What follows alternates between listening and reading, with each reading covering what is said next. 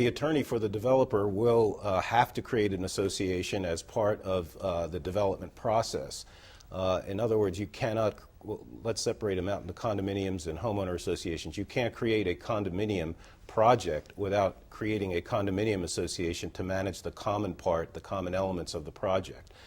Similarly, pretty much in Fairfax County now, all developments, residential developments, are set up with common areas that need to be owned and managed by the homeowner association.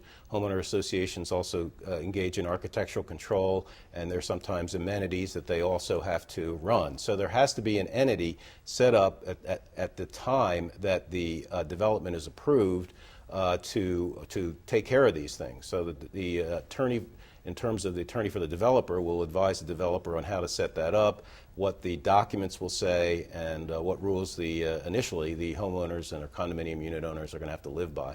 What Virginia laws govern the responsibility of the developer running up to the transition phase and through the transition phase?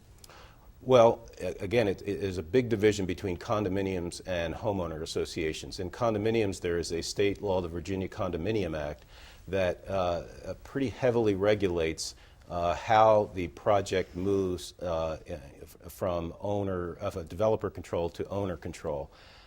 In the process of homeowner associations, there is a Virginia Property Owners Association Act, but that mostly deals with post-transition situations.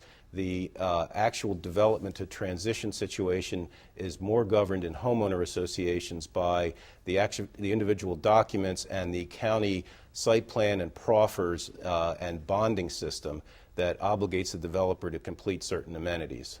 So until the transition to owner control, are the laws that govern the developer control process all at the county or local level, or are there state laws that govern this? No, actually, Michelle, I think, had it exactly right. The entity exists as soon as the developer records the project. In other words, if you imagine an area of the county that you may have driven through and you saw a big farm, and 2 years later you haven't been in that area and drive through, all of a sudden there are a lot of houses. Well, what happened in between is that a developer purchased that land from the farmer, and the developer got the county to approve a subdivision.